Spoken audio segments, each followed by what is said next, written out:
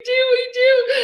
Oh, Kelli doesn't have a clue what she got herself into, does she? I feel like you guys just really don't need me. I could just sit here as an audience member and watch the two of you. I think that's a better show. Entirely not true. You're totally welcome.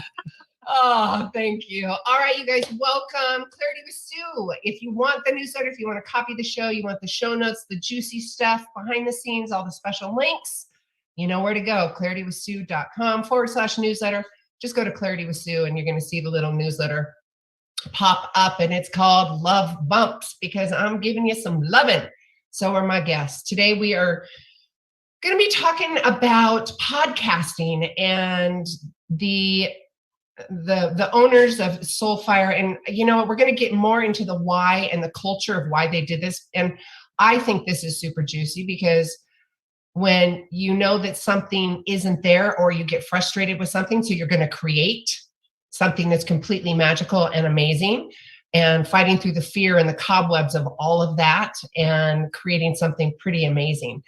So with that, I am going to bring on our guest, and Kelli and her husband. I know, Kelli, it's just you today. Do you want me to bring on Connor, kind of, sort of, all that? Yeah, you can bring him on in the ethereal. All right, done.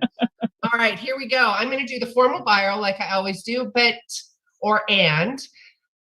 going to get to know you and the why and feel your energy, but I'm going to do the formal bio anyway. So we started, meaning Kelli and Connor, we started Soulfire as two podcasters who were frustrated with the industry and the lack of support and transparency.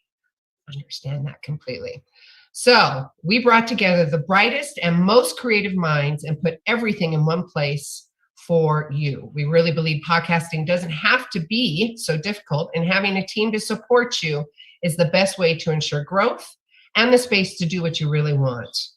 Connor is a creative director and behind the scenes guru and handles all the client onboarding, brand partnership, and lead our incredible team for you.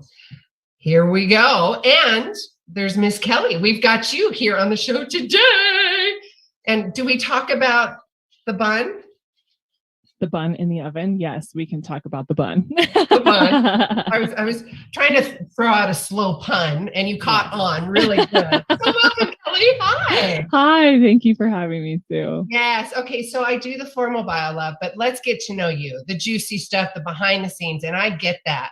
You create, similar to why I created the radio show. I was just like, I need some good juicy content, right? And bringing people. So please, let's hear about it. Yeah, well, for me, I was a TV host for like 14 years. And so I knew the production side of things. I knew what it was like to be on camera. I understood, how to bring value to an audience, entertainment, what goes into a really good show, how to have good conversations, how to interview properly so that people aren't pulling their hair out while they're listening to you, be really annoying, all of those things. And then when I left that career, I was like, well, okay, what do I do now? Because this really the only skill set that I have aside from working at Lululemon for like 6 months when I was 21. So I, thought about it for 6 months and I thought I should have a podcast. And so I started my show because I knew I wanted to support women in holistic healing. I had had chronic illness for 14 years as well. And so I wanted to go from sports and talking to guys about home runs and all of that stuff to really supporting women in their healing, because that's what I was going through personally. And so that was like my first step into podcasting. And then I quickly realized that the production company I was with was not doing a good job of supporting me. And I just felt like there were so many holes. And I thought, where is the support in, this is how you run a podcast. It's important to get ratings and reviews. This is why we edit the show this way. Here's connections to other people in, similar communities so that you can be on each other's shows or help each other. There just was none of that. No transparency, no community. And I just thought there has to be a better way. And so I had started dating Connor at the time. We're married now, but he had a background in podcasting and creating podcasts. And then of course it all was this beautiful marriage. Of course. Yeah. And we met through our podcast, which was hilarious. Awesome. Like a podcast love story, which is so dorky. But we got together and then we brought in Sam, who's now our COO, and she had been at the production company I was with in the beginning. And we basically just looked at everything that was missing and said, how can we do this better? How can we pay attention to detail? How can we focus on transparency? How can we take all the information that comes from the industry and actually disperse it to our hosts rather than hold it behind this veil? And how can we create community so that everyone feels really supported and not isolated, which is what the podcast industry is. It's just this very isolated place and no one knows what they're doing. And Google will not give you the answers, no matter how far you look. So that's what we did. And we've been doing this for about 2.5 years. We have, anywhere from 35 to 40 shows at a time that we produce. And because one, it's almost an all-female team that we have, which I love. We have 13 people on the team now. Well, your husband is completely outnumbered. Oh, yeah. Which he's totally fine with. Oh, I bet. Yeah, he knows I'm the boss. But we have almost all women, and then we have almost all female hosts, which I really love too, because that's the other thing about the podcast industry, as you know, is it's mostly men. And I wanted to give a platform to women's voices because when I was in television from, 21 to 29, I just kept bringing these ideas to my bosses and they just always got shut down, but the guys got to do whatever the heck they wanted. And I thought this just isn't fair because I'm getting access to people like Magic Johnson, who he won't talk to anyone else at the network. He requested me, but when I pitch something, y'all say no. So there has to be a different way. So I wanted to have a platform for women where we could talk about the things that matter, have really important conversations, and also have the support behind us. This idea of sisterhood, which I'm sure you've talked about plenty, is like, how can we actually support one another in building our communities and amplifying our voices and having real conversations that move the needle? Oh, bang on, sister. Bang on. And the conversation, in addition to what you're just saying, it's building of community and then also providing a resource of the how-tos. Yeah.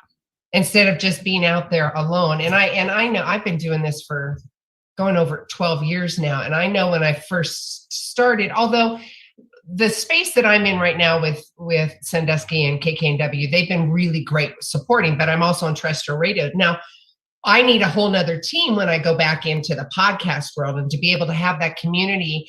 And something that you had said earlier, which is really important to me, it's always, for me, it's a win-win. I want to share you just as much as you want to share me or the other women. It's not one person. It's not that. It's about community. It's about sharing the love and bringing all these incredible thought leaders to the forefront, whether it's men, women, all that, right? We've got so much to learn from everybody. Yeah, I agree. And I think, the other thing that I love about what we've done and that I didn't know was really the missing piece is that when you are podcasting, a lot of people don't have teams. Like, it's so great that you have people that could give you feedback and hold you accountable, but a lot of people don't have access to that. I don't have a lot. Yeah.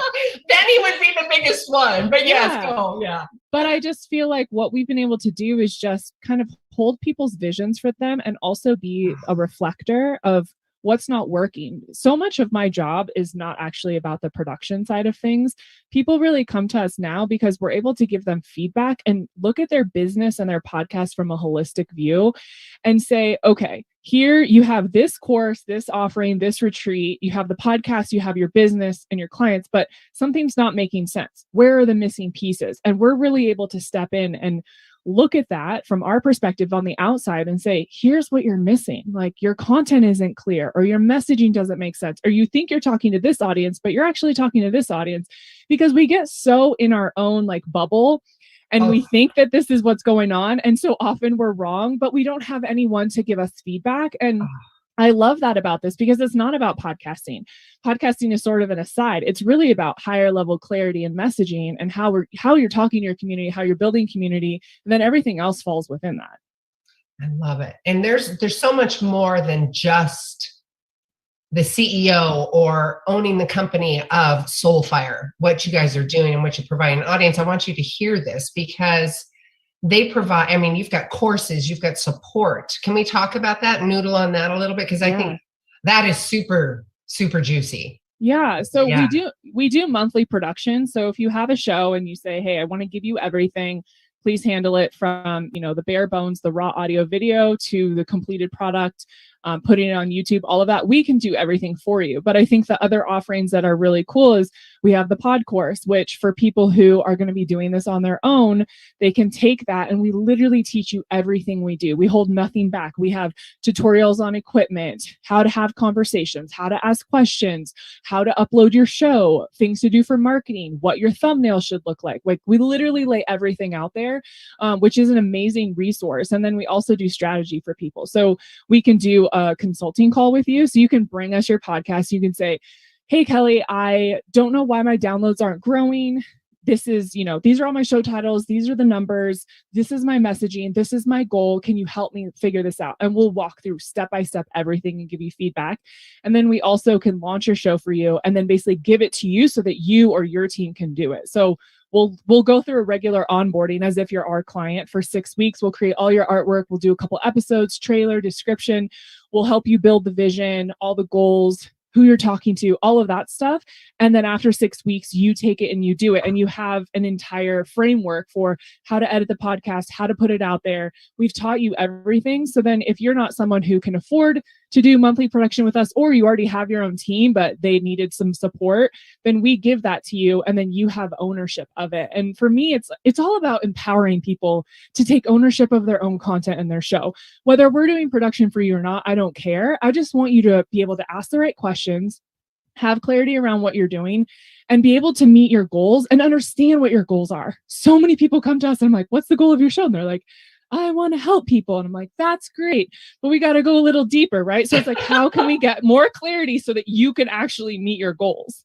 Right. Clarity is the gas pedal to all your desires, brothers and sisters. It's true. It's across the board. I mean, it's such a huge umbrella with life. I mean, it is. And then you talk about business and your bottom line, and you've got to get clear, right? You really do. I love that. And I love that you just kind of segued into strategy, because I was on your site and I was like, ooh, strategy. I want to talk, because that's like the nuts and bolts. And I want to kind of recap for the audience. We've jumped into the show, and knowing with Soulfire, you've got strategy, you've got the support, you've got somebody and a whole team, a whole team that's literally going to push the button and go for you. And, or you can take courses for yourself. I want you guys all to hear this. This is super valuable. You don't find this kind of holistic approach, at least in the industry. I've been doing this for over 12 years. This is the first time I've seen this type of holistic, and it's a good feeling, energetic feeling. And you go to your site, everything's concise and clean, and it makes sense, right? So you guys are doing what you're teaching, you're walking your talk. So we're trying. Yeah, right. I mean, we all make mistakes. When I first started this, I'm like, oh, so the universe wants me to have an international radio show. Radar, it's never been on my radar. Radio had never been on my radar. I'm like, oh, shiitake, I got to speak my truth. What's my voice like? Oh, yeah. And I started getting people at coffee shops recognizing me on my laugh. And I thought that was the weirdest thing. The cackle. and then also, anyways, my congestion. Okay, so what's next with you guys? What's happening? I mean, I saw all the guests. Beautiful. Where I'm happy to talk about all of that if you want to do that. But it's about Soulfire and the big umbrella of what you guys are doing and providing. I just am so excited for. Yeah, it's interesting. I'm like we were talking about, I'm pregnant, and the first trimester was so brutal, and I was throwing up every day, and I was like, why does anyone ever get pregnant? Everyone do this multiple times. Everyone is insane. No one prepared me for this. And we did IVF too. Yeah, 3. You're crazy, lady. Very, and they're all girls. Yes. Oh my God. We think we're having a girl. We're not finding out until we have the baby, but we think it's a girl. His mother thinks it's a boy. She's the only one. His grandfather wants it to be a boy, so he says it's a boy. Are we sure about just one? Yes, we are sure about one. Oh, yes. Benny. Thank you very much, Sue, because she knows where I'm coming from. Benny he's got 2 boys, twins, and they had no idea that they were gonna have twins. Go yeah, ahead, we kind of were just like, oh, no big deal. That we went in for our first ultrasound. I'm like, oh, look at that. And it was natural. You guys didn't do IVF or anything? Nope. Wow. Yeah, right. Lucky me. Yes, he's got I totally twins. am. I totally He's am. got two twins that anchor him. They're just adorable. It happens I very fast mean, though, yeah. I thought we were going to have twins. Like I really felt it. And I thought doing IVF, our chances would be higher. But when we went in to see the doctor, she's like, yeah, your chances are less than 2%. And I was like, oh, okay. And now I'm kind of glad. No offense, Benny. No, I'm not taking. Because all my good. body's already been through enough hell. I don't know if I want to add like another baby on top of that. The one that's inside of me right now is kicking me like crazy as we speak. It's so funny. Hi, baby. I know. But anyway, so first trimester sucked and I was just like not involved in business. I had to really step back because I couldn't even think straight. And I didn't know what we were doing. I was just like, okay, well, let's just like keep chugging along and keep doing what we're doing. And now I've kind of come out of that fog and I have such clarity around where I want this to go. And I feel like I'm birthing new things into the world. And I'm sure you can appreciate this. I've talked to so many other moms. It's like, you're not only pregnant with a baby, but I feel pregnant with ideas and creativity. That's all the juices that you're creating. Yes. Totally. That makes total sense. Yeah. And so I think something that we've talked a lot about internally is how we can support brands more, which is interesting because I never thought of that. But we do a lot of work with brands because we run ads on our shows. And because our shows are small to medium size, they're not like the Joe Rogans of the world. They're not getting 100,000 downloads an episode. We're very clear that we support small to medium sized podcasts. We end up supporting small to medium sized brands that are new to the space who have never advertised before. I'm literally on the call with these CEOs and founders and they're like, wait, can you explain this to me again? And I'm walking them through step by step because I really want to help them because these are brands we truly believe in. We use ourselves. And so I'm trying to help them advertise and reach the right communities. And so what I'm noticing is that these people have no idea what they're doing and it's by no fault of their own, but it's the same thing in podcasting. There's no transparency. There's no community. If you go over to the other side, to work with an ad agency is $1 billion and these new companies can't afford it. And so they're having to, try and figure it out on their own, bootstrapping everything. And so my thing is, how can we also create some sort of funnel with the brands where we're supporting them on their marketing strategy, on how to reach communities, on how to run ads with podcasts, pairing them with the right shows, and just having real conversations with them around, look, like that doesn't make sense, or that's not a strategy that, we would use in the podcast space. It might work in paid advertising, but this is different. Just all of those things. So I see that as one arm. And then I see the other arm as going beyond podcasting. So how can we really be a content house for creators?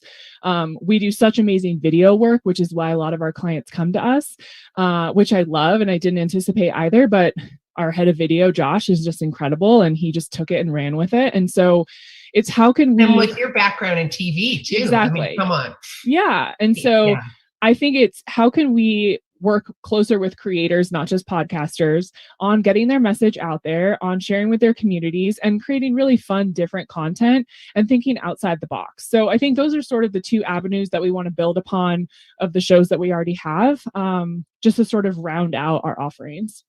I love it. I know for myself that one, the promoting and the sales, that end and going and getting, that is not my wheelhouse. It never been my Achilles heel, fully transparent with all of that.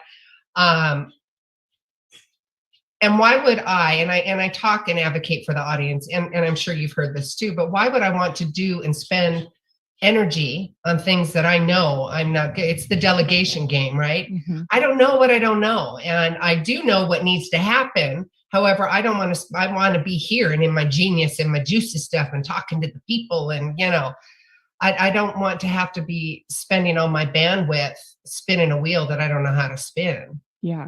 Well, and I think that's a really important thing to know about yourself. And I think too many people are trying to do everything. And I know when I started Soulfire, I was trying to do everything. Me too. I get it. Yeah. Yeah. And I wore every hat and I was exhausted and I couldn't figure out why the company wasn't expanding. And it's like, well, hi, you're the center of the universe and you only have so much time and energy and effort to give. And so when you're tapped out, then the company is tapped out. And so I had to learn how to delegate and let go of my controlling tendencies. Not that I've ever been a control freak or anything. I wouldn't know anything about that. But it's like, if you can let go of the control and you can see where there are people who are better at things than you. Our COO is better at so many things than me. I don't know how to edit video or edit audio or find music. I'm just really good at finding the right people to do that. And then I just let them go and don't micromanage them. And my life is drastically different because of it. I think even if you don't have a team, necessarily like a production team, but you have an assistant, the more you can give to that person, the more you can take off your plate. And like you said, stay in your zone of genius, be the creator, be the one who's talking, let other things go. The better your work will be, and the more energy you will have for it, and the more growth you can tap into. But we stand in our own way and we create our own blocks because we're like, no one can do it as well as I can, and I'm the best at this. And what if I let it go and they mess up? Then they mess up and you figure it out. Like, my team is not perfect. We had to have a conversation last week because I was like, you guys, there are things falling through the cracks. We're not paying attention to detail. It's the first time I've ever had to say something in 2.5 years. That's how good they've been. Something went wrong, something else went wrong. And I had to step in and say, look, like, we got to fix this. This is not aligned with our values and we're better than this. And they immediately jumped on it and they were so great, but we all get to learn. I get to learn how to be a leader. They get to learn how to step up and take responsibility. And like, that's part of it, right? But if we just hold on and control everything and we have just like this death grip on life, we're never going to reach our potential. We're never going to access all of the great things that we could create. So important. And that delegation is where Soulfire comes in, right? Yeah, exactly. I mean, literally, you've got from A to Z audience. If you've got that little, I call it the squeaky wheel, the thorn in the, whatever that is, there's something in there. Your soul fire is tapping on you saying, let's do this. And if you're looking for a resource, a community, people that are going to help you to understand what the industry looks like, and now going into branding and video and some other great juicy things, contact Soulfire, get a hold of them and see what fits for you. Go in and ask the questions. There's no harm or foul in doing that. Again, it's the whole clarity game. Get clear, and they can help you do that. Okay, you know what, Benny, this is probably, it feels like a good time for a commercial break. If you're joining us on terrestrial radio, we're going to be taking a quick commercial break. We're going to be also live on YouTube. So if you are joining us on YouTube, all you got to do is, or if you're not and you want to, all you got to do is just type in 11:50 a.m. And we are over there noodling. We will be back in about 3 minutes, you guys. Thank you so much for joining us. All right, I'll clear you too. I can't see you, Benny. I'm like, oh, I know you're over there. You're catching it. I'm here. The ball. I'm the production staff. You need to let go and do their thing, right? Right? Thanks, Kelli. You made a good point. That was good timing. That was awesome. Oh, I love it. There was something that you said. Oh, alignment. Mm-hmm. I want to talk about this on live radio too, because it's a lot, the clarity and everything that I teach, and having that alignment, whether you're a new parent, you're running a business, an entrepreneur, or single life. These are 3 components that I work within the realm or the niche.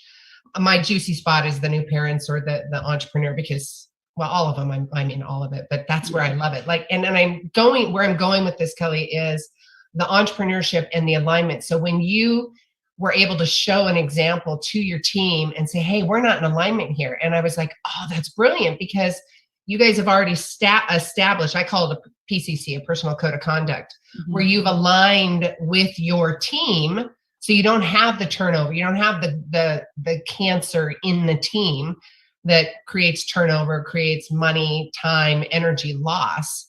And all you have to do is be that leader and say, hey, we're not in alignment here. Let's get this fixed. And they're like, oh, yes, yes, yes, versus victimhood or not taking responsibility. It's so important. Yeah. Well, and I think for me, I had to get in alignment and very clear for myself before I start expecting that of other people. And also communicating that from the top down. I can't expect, we started with 5 of us and now there's 13. I can't expect all these new people to understand where we've come from and how we started unless I communicate that to them. And I talked to our COO yesterday about that. And I said, I have to take responsibility. I don't think I've communicated clearly enough how important attention to detail is, and being ahead of the game and not waiting for someone else to tell you something to do. Our core team knows how to do that, which I got lazy because they're so good. And now we have all these new people and they're not full-time and they have other jobs and lives and all of these things. And I need to do a better job as a leader of communicating to them so that we're all on the same page and almost catching them up on, here's what we've been doing the last 2 years. And this is why we operate this way. And are you bought into the system, or is this just not your personality? Right. Are you drinking my Kool-Aid or not? You guys ready to come back? Y'all ready to come Did back? I hear you, Benny? Yep. Stand by. All right. Way it all goes, you can't let them keep you. Are you drinking my Kool-Aid, brothers and sisters? All right. We just had a really good conversation on YouTube, and we're going to bring it here on live radio to you guys. So back again, we are talking to Kelli, and the founder and creator and chief inspirational officer, trainer. I feel like I have so many other titles that I should be giving you, mom to be, fur baby mom. I will take all of them. The Soulfire mama, Soulfire queen. I love it, right? Yes. We were just on break and we were talking about drinking the Kool-Aid, you guys, taking responsibility and accountability for your team. You have heard me talk about the PCC, which is your personal code of conduct, and the importance of that clarity.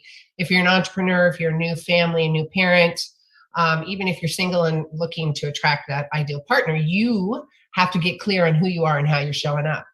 Now, when I was talking to Kelli, it's more specific to the entrepreneur and her being a leader in the company. You guys are a leader all in general, but today, right now, we're talking about her company and showing up as that leader and getting really clear on how she is showing up and how she's communicating. It's really important. And you got to ask yourself, is the bottom line important to you? Is making money important to you? And that's not in that crass kind of sense, but it's important that you make some money so you have freedom of choice and all this other stuff. And then also that alignment with your team. It's really, really important. So you're not losing people. You don't have high turnover. So you have money coming in and resources coming in. There's an energetic, and there's this whole flow of energy that's happening.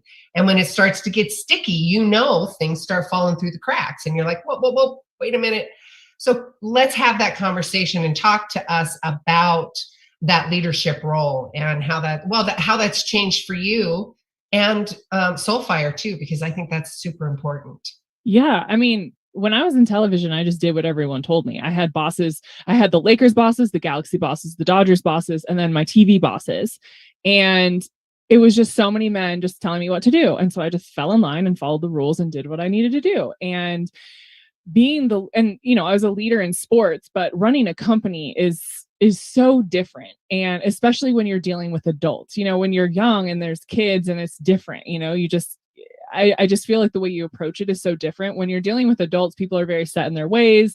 They have a way of going about things. Sometimes they can be pains in the butts and you're just like, okay, this is what we're doing today. Oh, we all know we all can be pains in the Yes, yeah. I am, I have my emotional wreck days too, and I can't be bothered. So, and our COO, God bless her soul, deals with me, and that's what it is. But I think for me, running the company has been a crash course in leadership of how am I leading by example? Am I clear on what my values are, what matters to me? And then am I reflecting that to the team? Am I showing them every day, this is what matters to me personally. This is how I want to run the company collectively. And are you on the same page? And I was just telling you in the break that when we started the company, there was 5 of us and we were all very much on the same page. And the core team is still very much on the same page. I feel like I got lazy over the last couple of years because they were so on the same page. They held the vision so well that I didn't have to repeat myself. I didn't have to remind them, hey, we care about detail, transparency, honesty. These are our core values. This is the mission. They're just same thought pattern. Oftentimes inside my head is what it feels like. And I love that. And to me, that feels like, wow, I hired the right people. Like we did the thing. Yeah. But what happened is we grew really quickly. We hired 5 people in 2 weeks, and I will never do that again. But congratulations. But yay us, and learned my lesson pretty quickly that was a lot of onboarding at one time. We also have 2 of those people are international. And so, there's well, actually 3 of them are international, 2 are in the Philippines, one's in Canada. So there's the time difference, there's the language, there's, working differently. They're not all full time, which our core team is full time.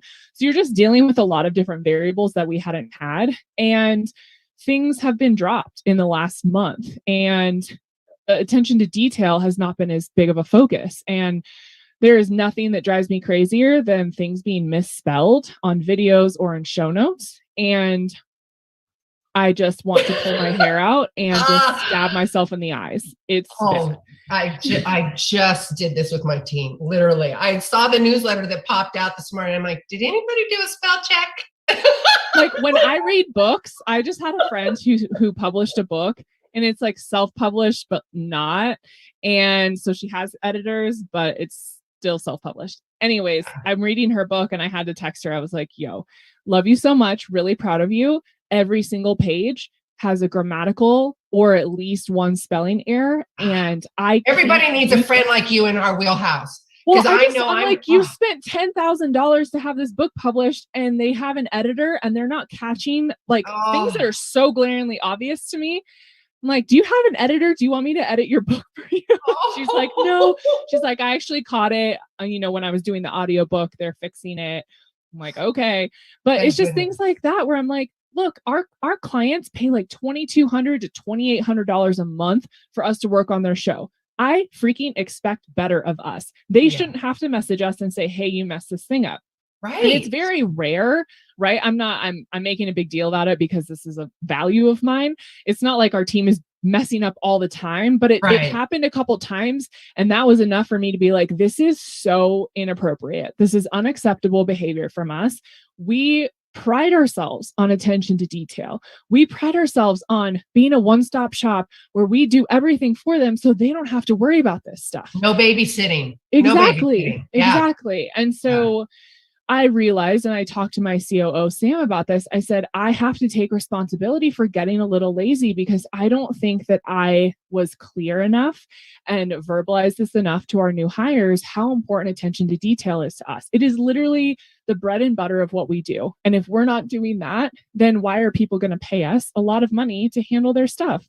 And so the team is meeting. I talked to everyone on the team. It was so amazing to me to watch each person take responsibility, even if they weren't the ones making mistakes. They were like, I will double check my work. I will show up. I believe in this. Like, I don't ever want to be the reason. The alignment. That is it, right? And it was such a good lesson because at first I was like, oh my God, I have such a headache. I can't believe we're dealing with this. And then I just watched how every single person on the team responded.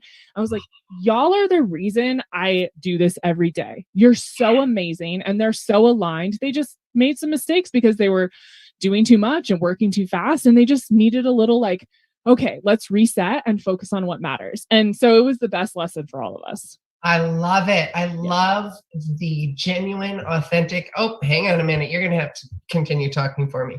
Okay. Sometimes we have to hit the mute button. It's okay. I'm sure you could do that on the fly, right? You're pretty Thank good. you. Yeah, on the fly. Exactly. I'm back. So that genuine, authentic. Sorry, you guys. I'm dealing with some stuff. My body is dealing with some stuff. That genuine, authentic alignment where you and your team, you first show up as a leader and you're clear and authentic and genuine. And you now have a team that you're hiring and building, and them being able to go to them and say, hey, we've got some mistakes here. And everybody taking responsibility and accountability and going, you know what, we did, check. Thank you. Let's do this. We're right here with you. And I love that. And there's so much value on that alignment of your team. And I say team as an entrepreneur, team as family, because man, when you bring in children, you first, it's just been you adults or the fur babies. Now you're bringing in children. There's going to be a whole different code and conduct that's going to be happening. How are we raising? How are we talking? How are we, all this stuff needs to have a conversation, right? So that alignment is really important.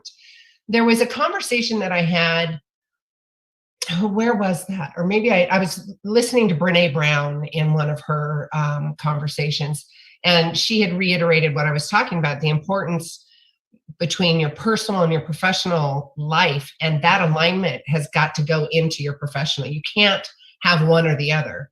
Did I communicate that effectively? Yeah, I think that So the important. reason I have core values and the reason I have worked so hard to be in alignment or have things make sense, to kind of dumb it down in a way, is because when Connor and I first started dating, we were in somatic therapy together and we were working with our therapist. And that was the first time I had ever had a conversation around core values. And he and I were not in a good place. We both wanted to kill each other. And she had us like journal what our core values were. And then we didn't share them. We brought them to our session and she said, okay, each of you read your core values.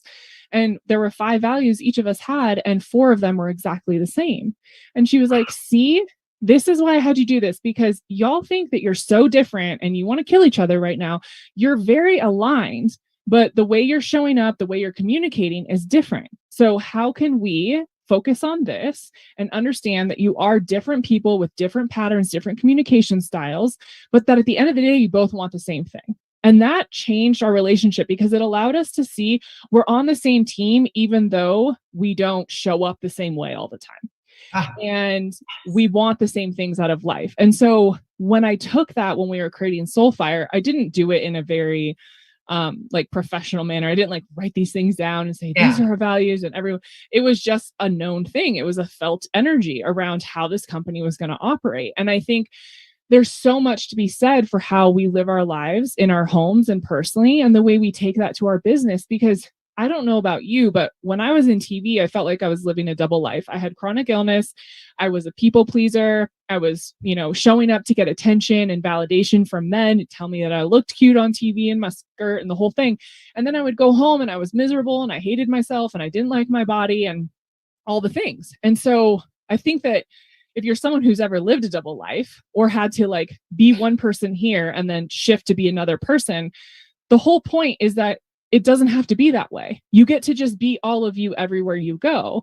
And that is how I feel with Soulfire. I am so myself in my home and when I go to work and how I run the team and the way I communicate. One of the best compliments I ever get is people have listened to my show or seen my stuff on Instagram and they're like, they meet me in real life and they say, wow, you're the same. I'm like, yeah, I get to be the same.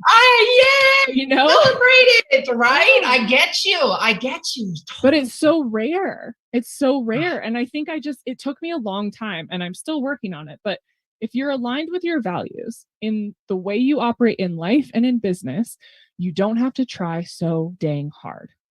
There is no trying, but it's doing and being. It's just the being of showing up and having the faith and the confidence, even though, your external world has been showing up different because your internal world has been projecting. Still, now you're evolving and changing. So as you are evolving and changing, stick with it. Have that faith and that confidence within yourself because your external world is going to start showing up differently to reinforce what's truly transforming and authentic and genuine within here. I think that's so important. And then aligning with that team. And team is home.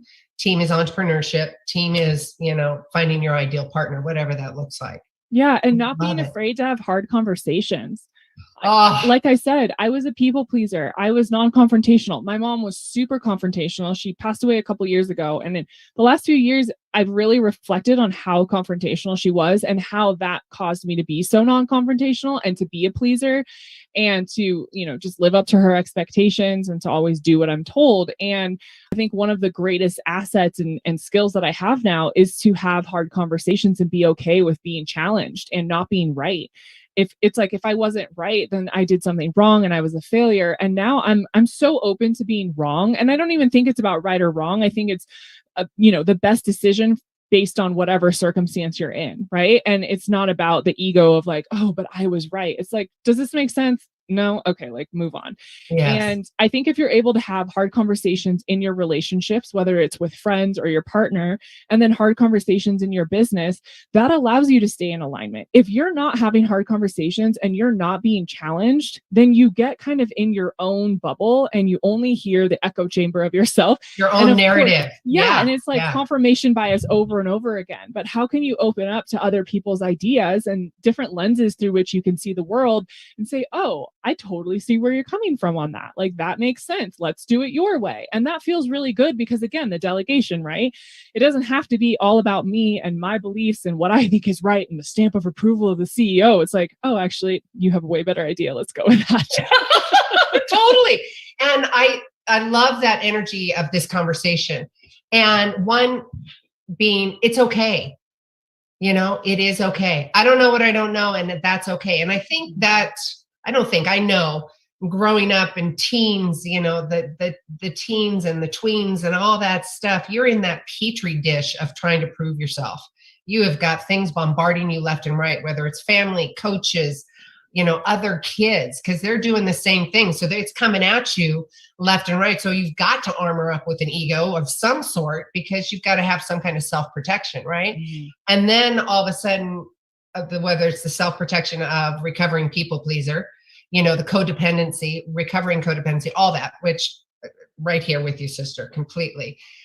And then letting the armor fall down and going, you know what? I don't need to know all that. I don't know all that. And I'm going to say I don't know what I don't know. And that's okay.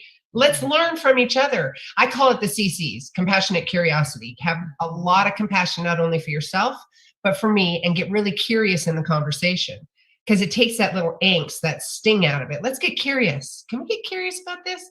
Something's coming up for me. Doesn't feel quite aligned. Let's have a conversation. And if you can have that type of dialogue versus, coming at you, because if you don't feel safe in the conversation, it's not going to happen, right? Yeah. And I love everything you just said. We also have to get comfortable with having hard conversations with ourselves. Oh, we are so used to being in noise and other people's voices and just letting everything else outside of us dictate us and what we believe and what we do. And that was one of the most profound things that I learned early on when I started personal development and getting into spirituality, is like, it's okay to sit in the quiet and be uncomfortable and hear your own thoughts. I had only ever heard everyone else's thoughts. And at first I was like, I wanted to vomit, to be honest, because I wanted to crawl out of my skin. I felt so uncomfortable being with myself, hearing myself. I didn't even know what my own voice sounded like. It was such a foreign concept.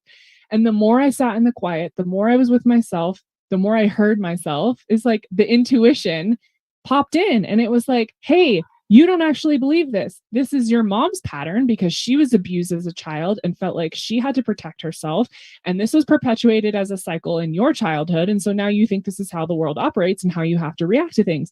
Okay, so if I don't actually believe that, and that's not my own operating system, just one I've taken on, then what's mine?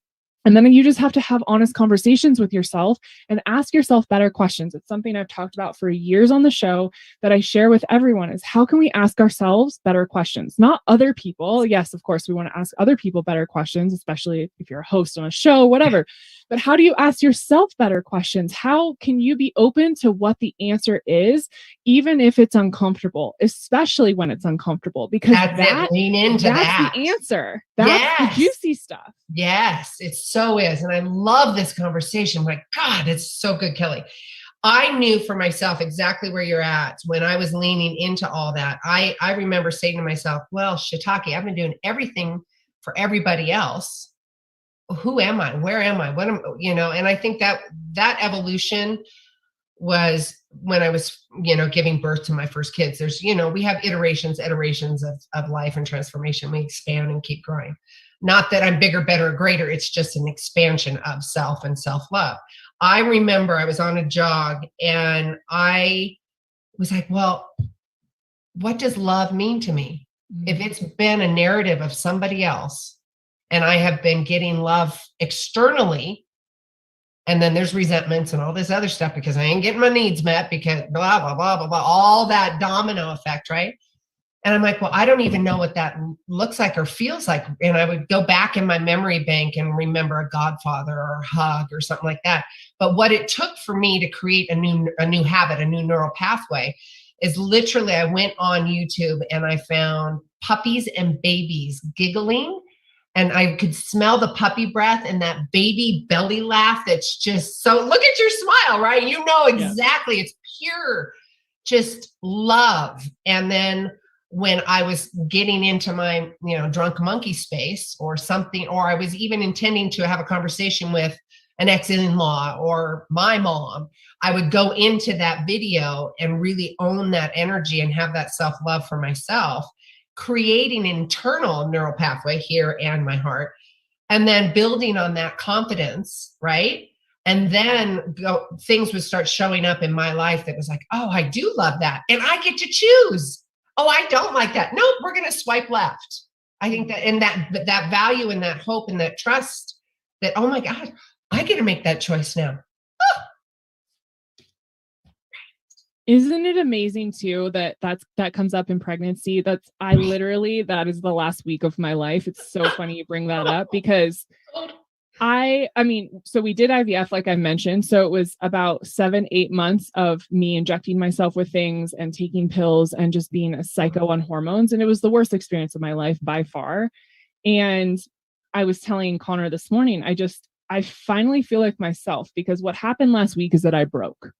I freaking broke. We were fostering 2 puppies. I have 2 dogs. I'm running the company. I'm growing a baby. I'm supporting my husband through some hard things and conversations he's having with himself about like, who am I? What is my life going to look like? All the dad questions that are coming up right now, which I love that he's doing, but it's hard to hold that space. And I just felt like I've been doing everything for everyone else. I am the vessel and no one's taking care of me. Like, who's taking care of me? And what I realized is that I'm not taking care of myself. Like, yes, I do need Connor to help more. I do need him to like do the dishes, take out the trash, make me dinner, like all of those things. But I also have to do my meditations, pull my cards, like take a bath. Self-love, self-care. Yes. Yeah. And I wasn't doing any of that. I was just in such mom mode of taking care of everyone else. And I told him, I resent you. I resent you because I'm not being taken care of. And what I realize is that I haven't been doing this for myself, and I'm relying on you to be my steady hand and to do things for me. And again, it's okay for me to ask for more help, but I also have to do this for me. And so he went hunting Sunday and yesterday. And so I had the house alone with the dogs, and I had my whole morning routine for like 5 hours on a Monday morning.